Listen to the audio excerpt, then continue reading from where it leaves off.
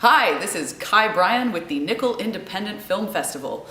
You may be watching this from anywhere in the world, but we are coming to you from St. John's, Ktamkuk, colonially known as Newfoundland and Labrador. This is the unceded and unsurrendered home of the Mi'kmaq and the Beothuk, the ancestral home of the Beothuk, which is a culture that has been lost forever due to colonial violence.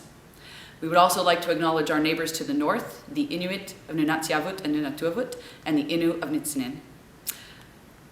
I actually am not from here. I moved here 12 years ago from Tikaranto, and it has been my enormous pleasure and good fortune to work with many Indigenous artists, activists, educators, elders, and community organizers.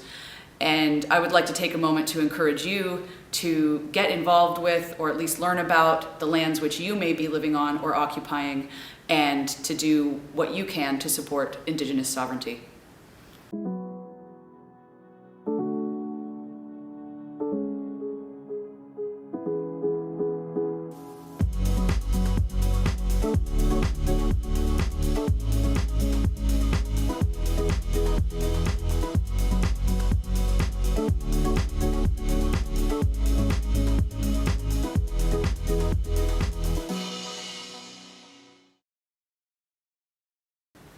This is Kai Bryan with the Nickel Independent Film Festival, bringing you Beyond the Binary in film and television.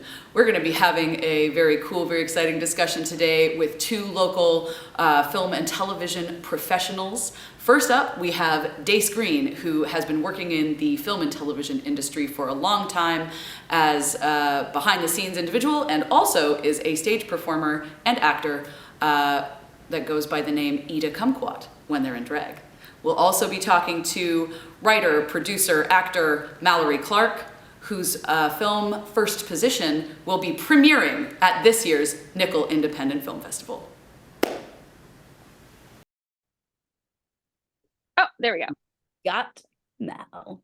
Amazing. All right, well, Mal, last in, first to go. Tell us about yourself, tell us about your experience in the film and television industry, and give us a description of yourself, which I forgot to do. My name is Kai. I'm a white person in their mid-30s. I have bleach blonde and blue streaked hair. I am wearing a fun green and black spotted pink shirt, and I'm wearing black headphones.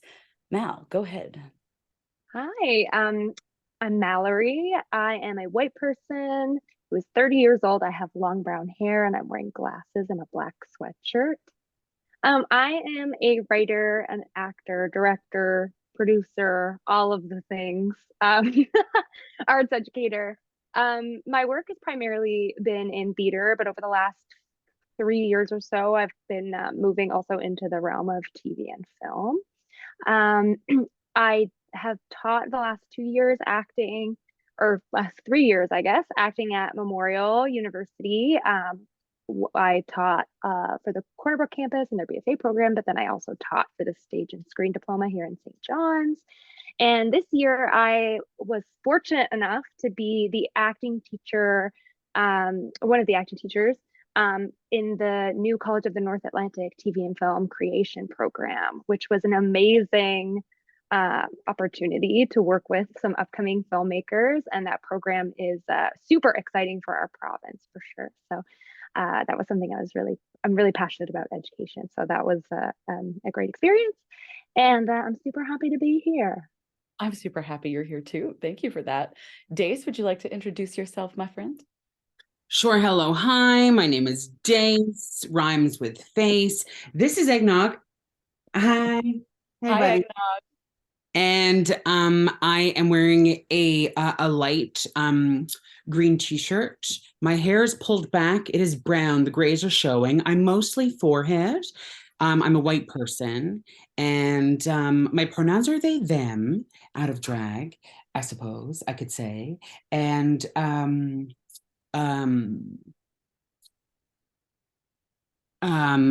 talking with my hands.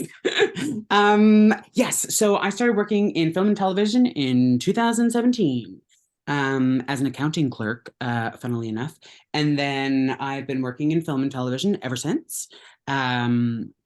I've worked primarily as a travel and accommodations coordinator in film and television. So I've worked in a few production offices, and I've also, performed here and there, but mostly in drag.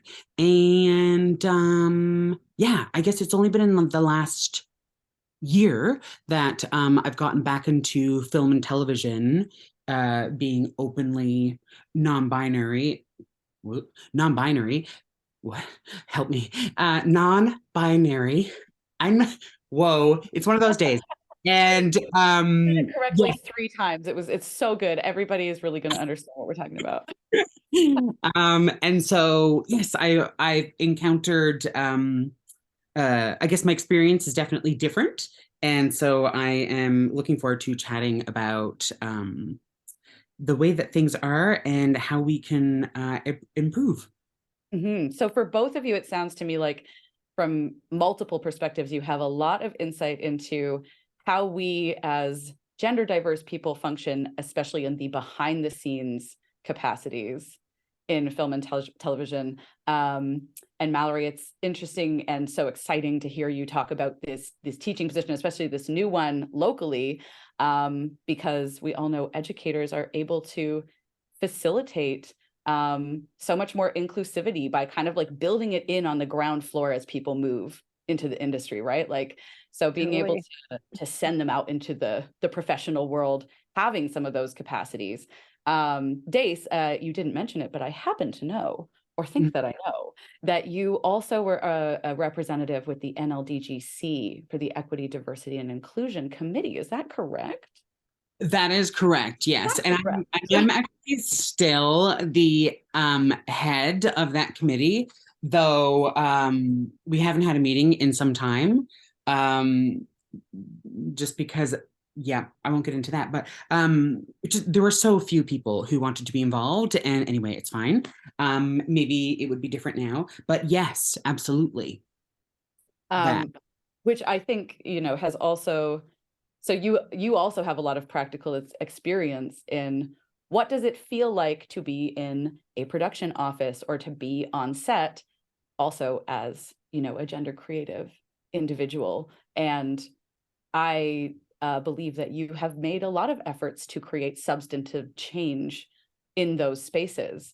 So I'm going out of order of the notes that I sent you both, but I think maybe we can dive in and talk about some of this, like, behind the scenes, like what does it mean to feel seen and safe and included in a production office or on a set? Like how do we do that effectively in this industry? I think that's like a great question. One of the things that I often, because I like physically look so aligned with my assigned gender, I guess, to people who have like a limited perspective on what gender is or looks like. I think often people, especially people who knew me for like a long time before I started, like asking people to use they them pronouns for me and talking about gender identity publicly, people can often make a lot of like mistakes. And that's like, I think like something that I try to say to people is like, I don't need you to be perfect. Like, it's not that I expect you to never make a mistake. It's just like, I don't want you to, like, the best thing you can do for me is not go home and beat yourself up about it, because if you do that, then you're going to start feeling shame and guilt, and then you're going to associate those feelings with being around me, and consciously or subconsciously you're not going to want to be around me because it's going to make you feel like associated with those feelings. So the best thing that you can do for me is to go home and like let it go, like go home and forgive yourself. It doesn't need to be my responsibility to fix it either. So just like correct it and move on. Like, don't pull me aside and like have a 10-minute conversation with me. Like, I don't like, I've heard it all. You know what I mean? Like, I don't need that. I just need you to be like, correct it and move on. And then often what happens when I'm on set as an actor is that I'm often cast in roles that are like female identifying roles. And so then people around me are also like talking about me as the character. And so then I'm like, that's like, that's like a whole other ball of wax too, of them people being like, when I say that, I like what I'm talking about is the character. And I'm like, that's fine. Like, to me, that's fine. But that might not be fine for everybody else. I just happen to be an actor who is comfortable still like playing roles that identify as female.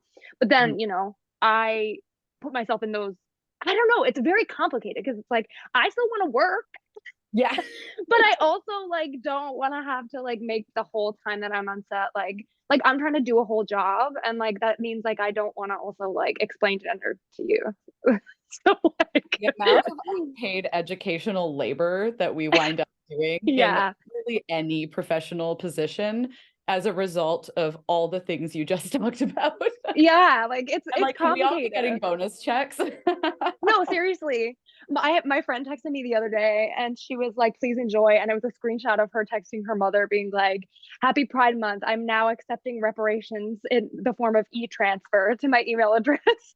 And then a screenshot of her mother sending her $5. Like, girl.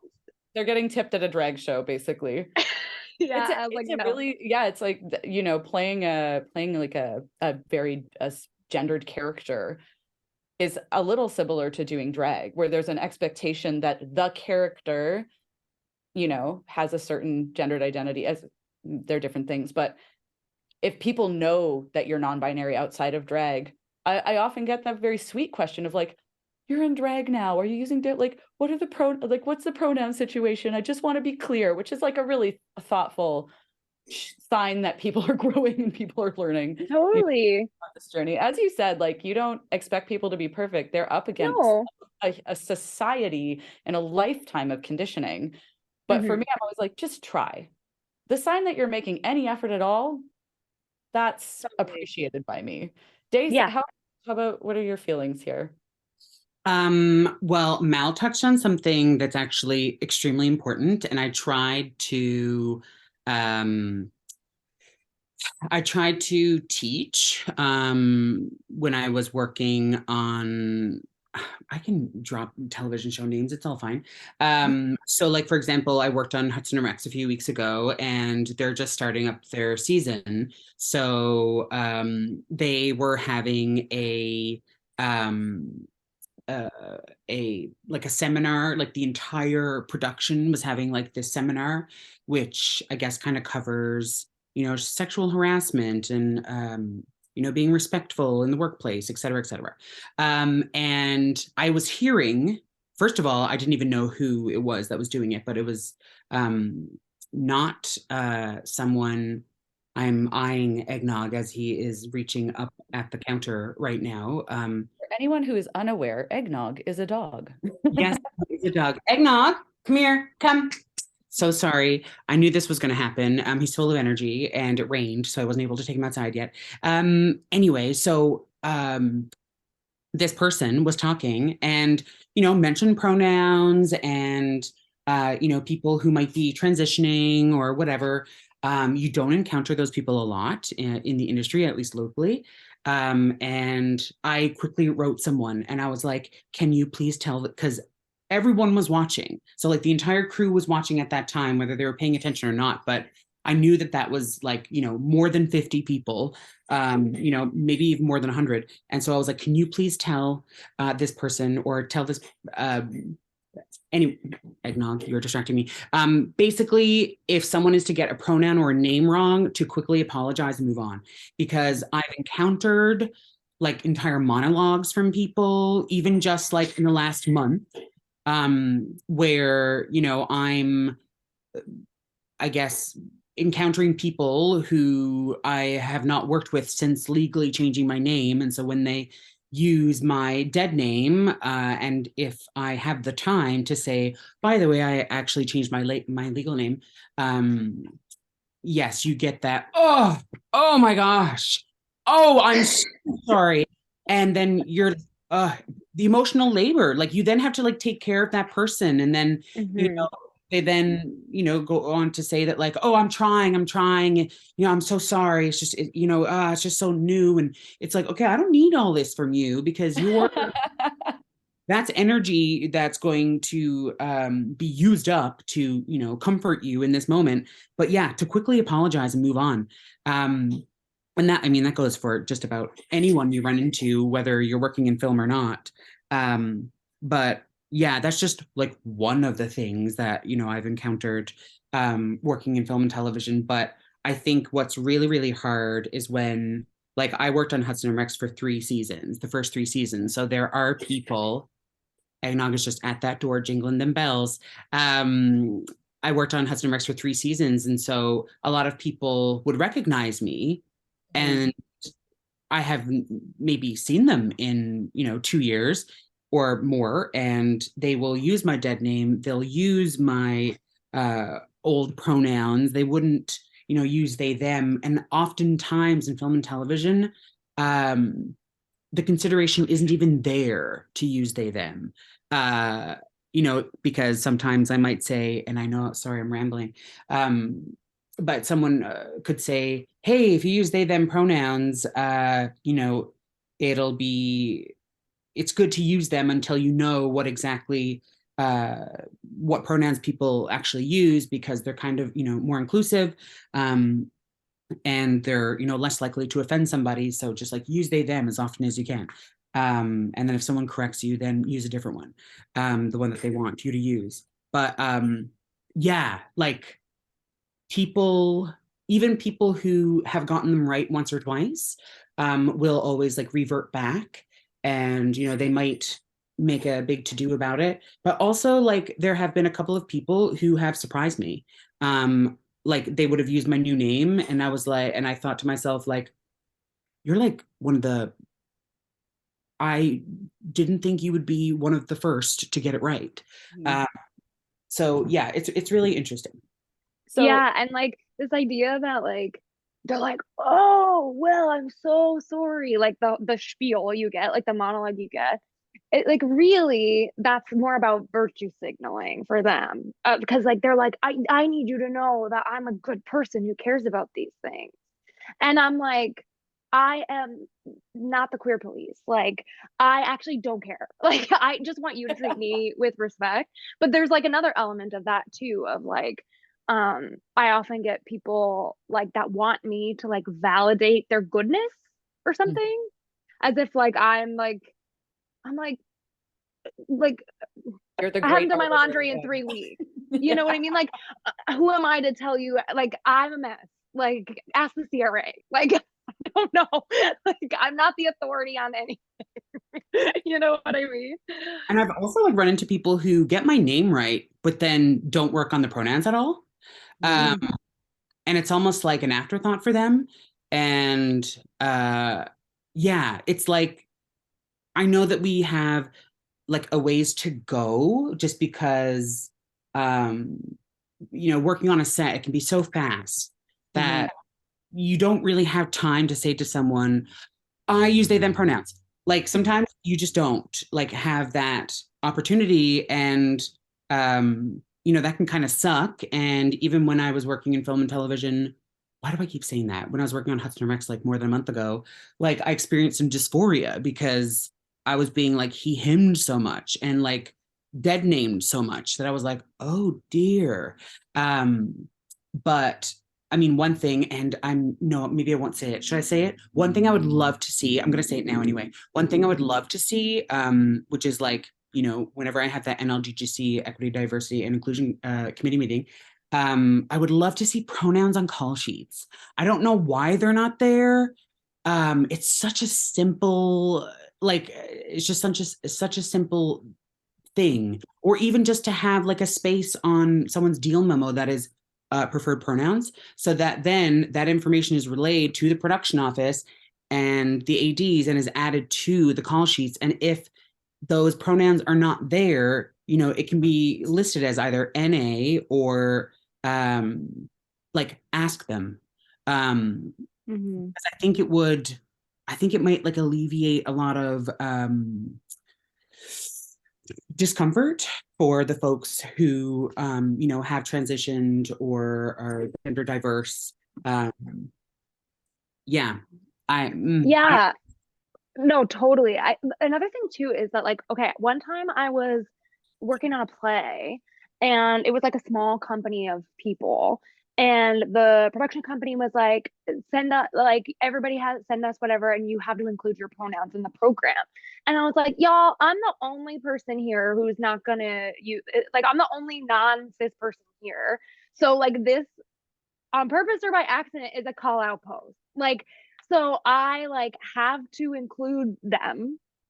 You know what I mean? Like, Yep. and then if I don't, then it's like pointed that I didn't. So one thing that I'm always like, if you are a cis person and you are chilling in that, like super comfortable with that, slather your pronouns everywhere. Like, Everywhere. make that the standard, because otherwise it's like I'm like singled out by having to like say them or 100%. in one way or another. You know what I mean? Absolutely. And I'm always thinking about this. Yeah, like what are the practical, tangible, substantive changes that we want to see in the spaces we work in? Because Mhm. the people apologizing and centering themselves when they using correct pronouns or anything like that is kind of universal. Like you're going to get that at the grocery store, you know? So it's like if we're spending, you know, because capitalism, 90% of our time at work, what can happen at work to just try and take the edge off of these difficulties? I think things like making sure there are gender neutral space options. You need to go to the bathroom, would be nice to have a gender neutral one you could go to, or we encounter it also in you know the performing arts world as well, I'm sure, as in film and TV, with green rooms and dressing rooms. It's like these things, because by law for such a very long time they were required to be two separate gendered spaces. And like Mhm. at very least give us like a broom closet, like, and you know what, no, I'm in the mood to ask for more. Give somebody else a broom closet and give the gender neutral space a proper changing room. But like, any other things before we kind of hop into the next set of questions of like tangible things on set? What can you do to make our lives easier? What's really interesting is that, so like I sat on the NLDGC. So for those watching, that's the Directors Guild of Canada, Newfoundland and Labrador District Council. And we had a new agreement that was being negotiated and rewritten, et cetera, et cetera. It basically just like lays out all of the rules and pay rates for the next like 3 years. And one of the things that I was trying to hammer into people's minds was, please have the entire document include gender inclusive language, and instead of just like he, she. And also, I would love to see language within the agreement that says that every single production that is, you know, a signatory to the NLDGC must have a gender neutral bathroom option on set and at like the production office, and we'll make like all efforts to make that happen. Because I working years ago encountered these, well, there were these bathrooms. They were totally private, but they were gendered. And I was like, this is truly a room with a toilet and a sink. Why does the gender have to be there? So I did take it upon myself to put up signs. I like printed off some paper signs and I put them on over, and it was like gender neutral bathrooms or like all gender bathrooms, whatever it was. And they were getting taken down. And so I was like, okay, that's so strange. I'll put them back up. And like I could have handled it in a better way, in that I could have like went to like say the production manager of the television show first. But I just thought like this is a harmless thing to do. It's not gonna, I felt like if an actor or someone were coming into the building and had to go use the washroom, they had these options there and that would be great for them.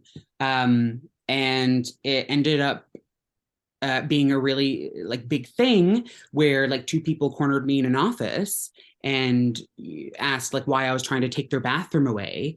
And yeah, and like it became, I guess, quite the thing. And like I had to talk to the DGC about it all, and it was like, and that was only in 2018 or 2019 maybe.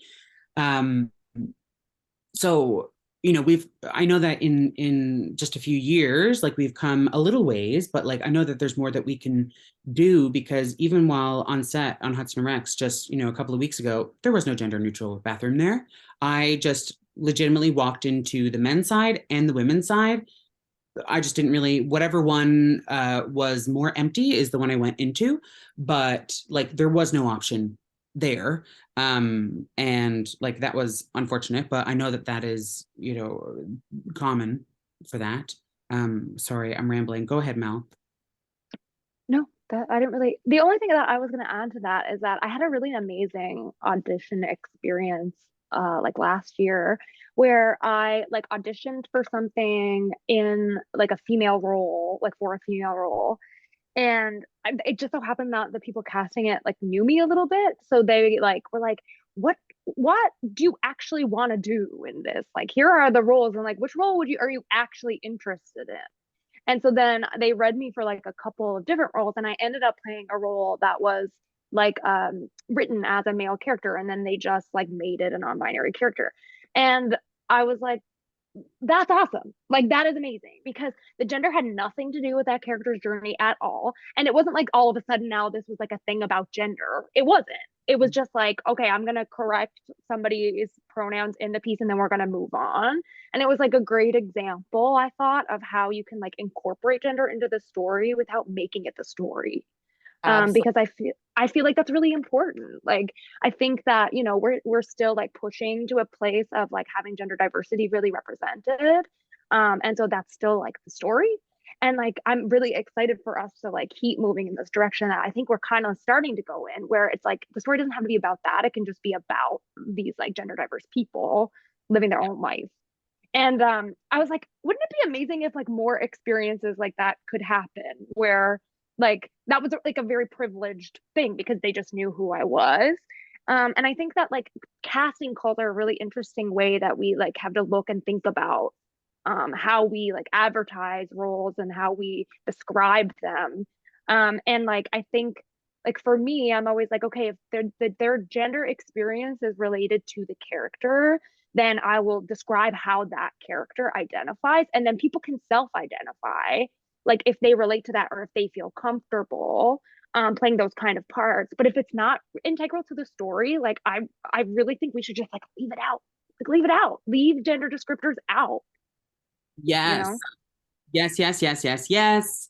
Because I am like, I get those extra NL emails. And so those casting calls go out and they are so heavily gendered and often, Beautiful, but she doesn't know it. right?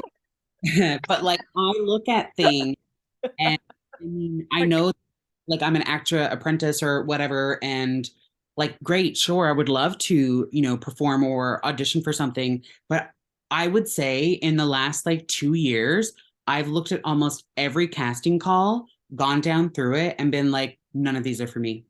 And mhm. then have just like closed the email, deleted it. And even ones that are like, and I've thought about like you might get sometimes like nurse, doesn't matter. Like, and it's like cool, office worker, doesn't matter what the gender is. Um, but like it's refreshing. It's like surprising to see, non-binary or like when they're asking for, something specific. Like I remember seasons ago for Hudson and Rex, and I think even Kai, you were I think we contacted you at the time. It was when I think Hudson and Rex was writing potentially a protester who was trans into the show for an episode. I don't even remember what happened with the episode. But at the time, I guess the casting director was like, I've never put out a casting call for a trans a role before. I would really love to, go about this in a respectful way. And what language can I use? And then I was like, hey, I know who you can contact or at least get some ideas from or run something by. And that was Kai.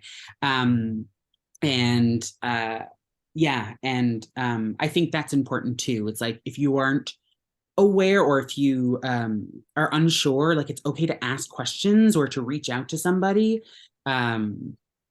Because yeah, I mean, educating each other is really important. And like, even as like, trans non-binary people, we're always learning and new language is Mhm. always being brought into our worlds. And yeah, so I know for some people, they'll kind of complain that it's hard to keep up, but it's really not. that No, it's hard? not. It's really not.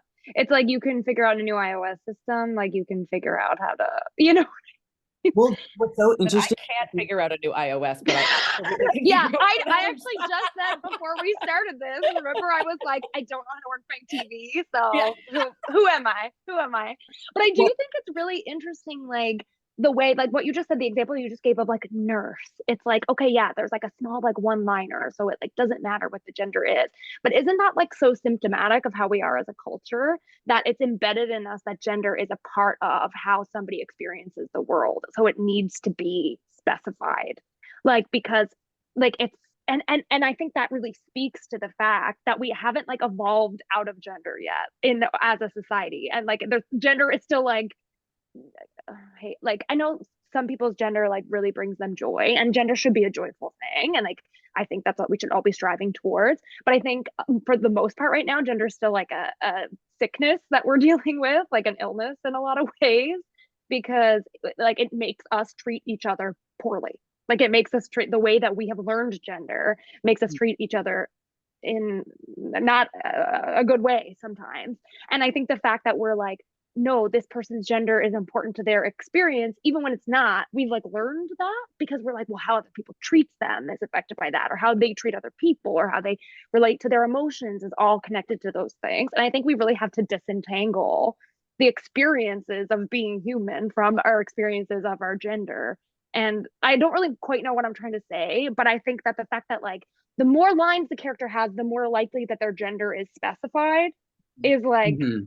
really an interesting conflation to me. And I This, think what might, sorry, go ahead, Kai. oh, you go ahead, Dace.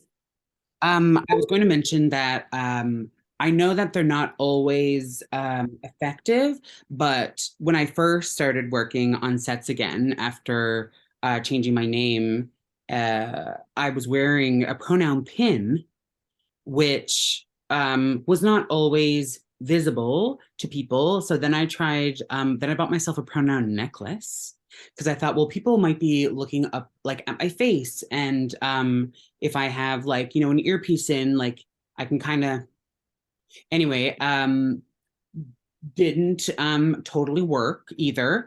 So then I truly thought, and it's an idea that I have, and I really actually kind of want to move forward with it, especially if I, you know, am going to continue working on sets this year, but to legitimately put my pronouns on a t-shirt in like block letters so that it's almost like a uniform because like no one really cares what you're wearing when you're working on a set. You're just like go go go. But like to have that there, it's like, you know, even when someone is not needing you, they might see you from across the way and they read like they them, and it's like, oh, um maybe that's like a little thing in my brain that I'm like, that's something I want to do for myself. And like who knows, maybe it's something like that could be helpful for other people too. But yeah, it is difficult to I guess initiate change, but I mean we're totally capable of it. To me, so Mallory, what you're just saying about the like gender is so important and yet also meaningless at the same time is how I always feel about it. I'm like, how can I Mm-hmm. care so little about this thing and yet it affects me so deeply at the same time? Mm-hmm.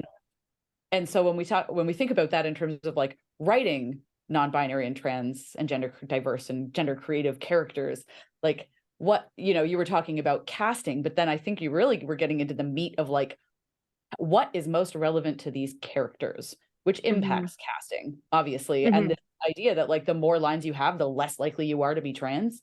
Yeah. Because most of your writers are not going to be trans people. So, you know, we always say like, what is the best way to make change? It's like put people with lived experience in the In the chair. room. That makes Yeah, you have to, that's have them it. around. But like this, we have this sensation because I mean, you know, there is a protest against 2S LGBTQIA inclusive education tomorrow. You Mhm. know, the amount of anti-trans legislation that's on the board in the US right now, the amount of protests we're seeing in Canada, all these things make us want to like shout from the rooftops, like, I am here, we are here, we're, you know, doing the thing. but at the same time, I find in the creative sector, it also kind of, it really limits you creatively to kind of feel like you have to, do you ever feel like you have to tell a certain kind of story or perform a character in a certain kind of way?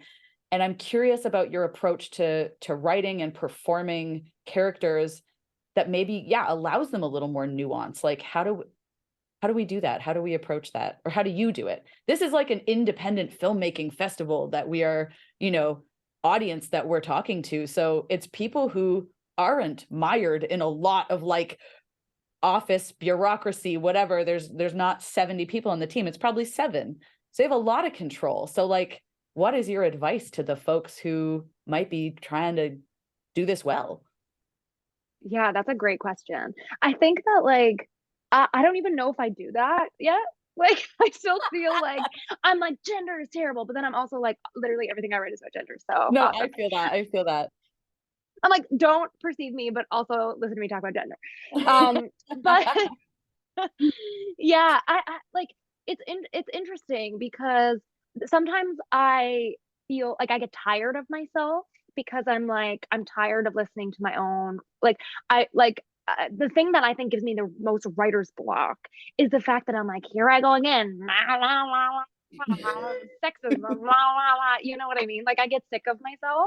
But then I recently went on a vacation and it seemed like everybody I talked to was Republican. I was like a Republican magnet. And I was like, this is my time to shine. Like it was like so helpful for me to remember that like my echo chamber, it can be really tight. Like Yep. that I get sick of the things that I'm talking and thinking and writing about because most of the people around me understand, or at least like try to understand the things that I'm dealing with. But then I'm like, no, this like exactly when I'm like, can there actually be like a protest against queer education? Like that's not real. Like there are times where I'm like, that's not real, and that's like a severe level of privilege that I like live with and deal with, is because I have like people around me who like love and support me. One time I had a boyfriend who was like, oh, I'm not a feminist, and I was like, what do you think? This was at least I will say this was like 7 years ago. So like God love him. But he was like, I'm not a feminist. And I was like, tell me what you think it means.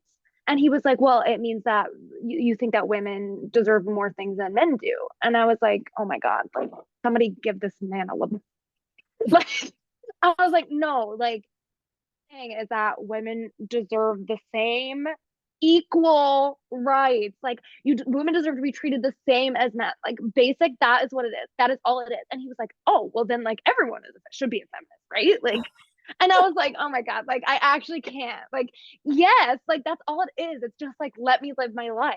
So it's like anyway, that all that to say, it's like I think that the advice that I give my theater students in particular is always like, what else about you? Because I think when you're in the arts, it can be all consuming. You're like, I am literally living my glee fantasy, and like I am like that's my whole life. Like there's no dedication like a theater kid or like an arts kid. And so I'm always trying to be like, what else are you interested in? Like what else excites you? One time I had a teacher tell me that they were like, I don't actually think that theater or like performance is your passion. Your passion is language, is like communication, the way people communicate.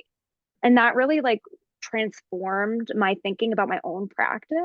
And so then I started to kind of pursue interests that were more communication based, like, um, and that really deepened how I approach my arts practice as well. So I think in terms of like how we tell queer stories, it's like, first off, like I will stop telling stories about the queer experience when like white guys stop telling stories about their experience. Like they can also like they're like we don't like when people are like we have so or, like we're not oversaturated. Like I'm oversaturated with Ben Affleck is who I'm oversaturated with. Like you know what I mean? Like so you can tell as many coming out stories, there's many queer stories like as you got to tell as part of your healing process. Like live.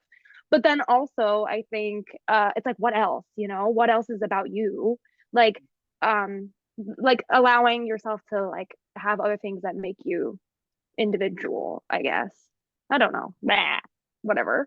I don't know what I just You don't need said. to Like, undermine yourself like that, pal. but you know what I mean? Like, do you know what I'm trying to say? Like, Well, yeah, and I think what's really refreshing is when you're watching perhaps like a TV show or a movie and a character is, trans or non-binary, but it's never mentioned.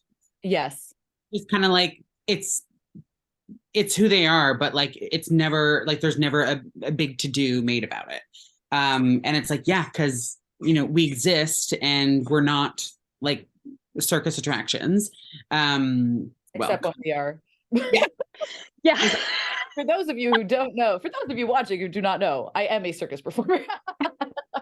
um, but I think, yeah, it's just, I mean, I don't do a lot of writing, or at least I haven't in a long time, but also like I've not had the opportunity to perform in a role that isn't me in drag. So I mean, when we did return to Planet Phlegm, or no, that's not even a good example. But like sometimes like I'll play with I'm no, I can't even think of a time in drag where I've purposefully played someone who was not like female presenting or used like she, they, she, I don't know. Sorry, what am I don't know. I don't know what I'm getting at there, but um I guess The sound effects are off the charts. We're like, ah! I Can guess you do some of that backwards talking that your heck, character says? yeah. I guess I've not really had the chance to perform in a role that is for a non-binary person, or is for like a gender diverse individual. But also at the same time, if a call goes out and it's like, yeah, a call is going out and it's for a trans woman, I'm looking at that and I'm like, can I pass?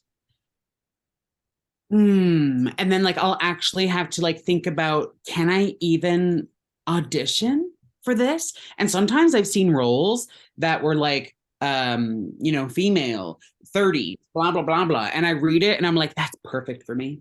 Like that's perfect for me. And I don't message anybody because I'm like, I'm probably not like I couldn't pass for like a female, but at the same time I know that I can't pass for male either. So like my options are truly limited. And so, how do I approach a role as a non-binary person? I don't, because I haven't had the chance to yet. I feel like this is so interesting. Like something that I always tell my students is I'm like, let casting say no to you. Like, don't say no to yourself. So like if you like see, because like I don't know, I think that what I'm gonna start doing is just like auditioning for whatever role I want, and then like probably like probably won't get it, but then whenever I do get cast as something, I'll just be like, can we change the pronouns? Like, can we just change the pronouns on this character for one?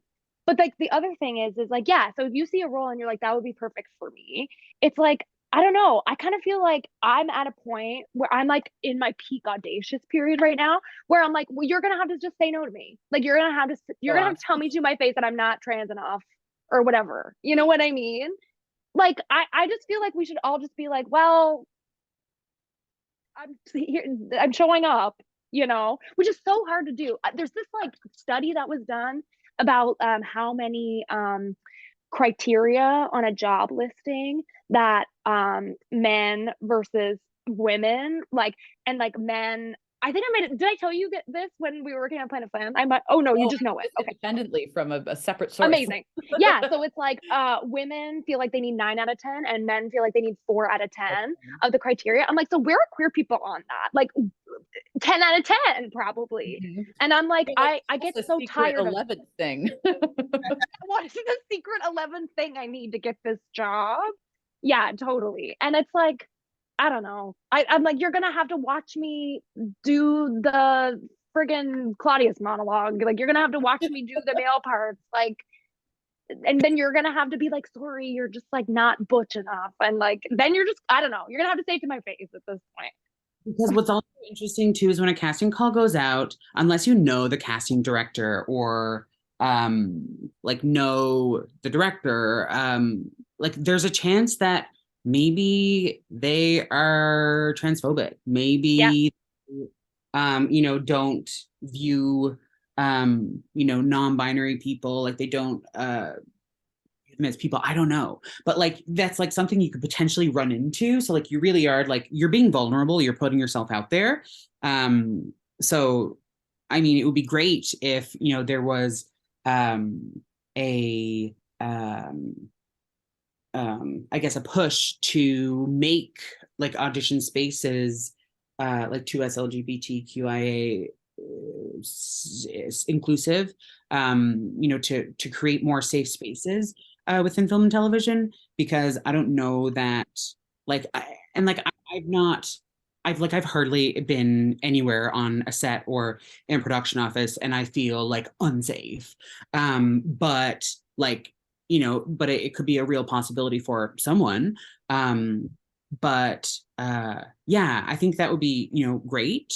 Um, and maybe and to make that happen, maybe it's just like reaching out to the unions, um, and putting that idea forward. But I guess sometimes you even run into people at the unions who might not be receptive, or I don't know. It's just like for me, I'm like, why is it taking so long?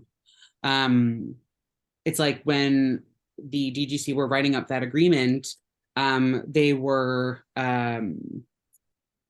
or I think I brought up an issue before and people were like borrowing language from like IATSE about like their whatever they had going on for like pride or inclusivity. And it's like, that's great, that's awesome. But also I'm rambling. I'm so sorry. I don't know what I just said, but you can cut it out. Um That's no, okay. I One thing that I want to loop back to, and I do think we should clue up because we've covered a lot of great stuff. But that sensation of like, do I pass in any particular? And a lot of casting calls will have specifics, but for things that don't, it's the tacit assumptions. I love what you said, Mal, about this is my audacious period. Like you have to say no to me because you can fit the description, Dace, like you said, precisely, but the unwritten description is you're probably thin, you're probably white, you're probably able-bodied, you're probably cis, you probably have a figure that looks just this way. And a lot of people who are going to want to audition for those roles are not going to fit all the unspoken criteria. And I'm really behind this. Make them say no to you. Like, yeah, they're already saying no to me anyway when I'm going in for the parts of the like cis parts they want to cast me in. So say no to me for the other parts too. yeah. So I'm gonna do like a really quick, again, this is an independent filmmaking festival audience we're talking to. These are like DIY creators. So like there's a few takeaways. I'm gonna throw a few takeaways. You two add a few takeaways. But I'm like, if you're writing and it doesn't matter, let literally anyone of any gender like celebrate them in parts of your script and your casting. Give them a bathroom that's not gendered to pee in, ideally. Put up a sign if you have to. Put pronouns in email signatures and on call sheets and all those kinds of things. What else am I missing? Let's throw in a couple takeaways and then we'll wrap this. I mean, you can also, encourage people to introduce themselves and mention their pronouns when doing so, right? Like, if you don't have like the means to provide pins to everybody or something, like just saying, "Hi, my name is Dace," they, them, and moving along. And then it's like, "Oh, cool. Okay, got it." Um, I think that is I know that that's common practice in some organizations and some workplaces, et cetera, but it would be great if that became commonplace in film and television. Mm-hmm.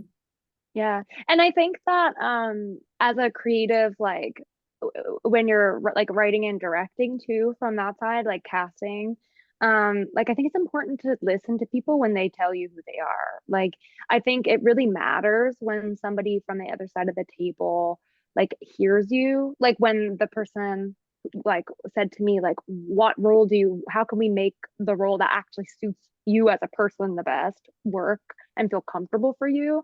It's like if you're casting and somebody comes in and uses they them pronouns and then you want them for your piece, like can you just change the character to suit their gender to make their experience on set more like integrated for them, so that you don't have people talking about the character as a gender that might not match their gender. Like if you can just make that change, like you have the power to do it. It's like you can really make a difference for somebody in their work environment.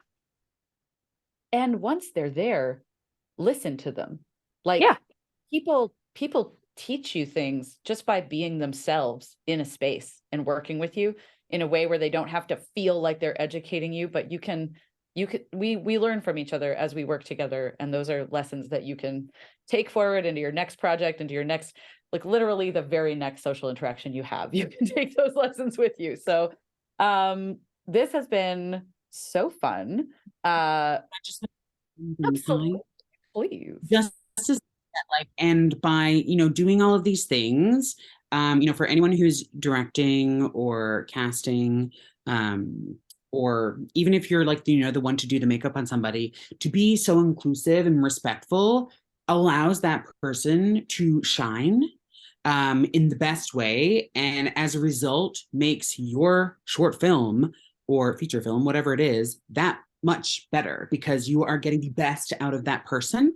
And so I think that's like it pays off.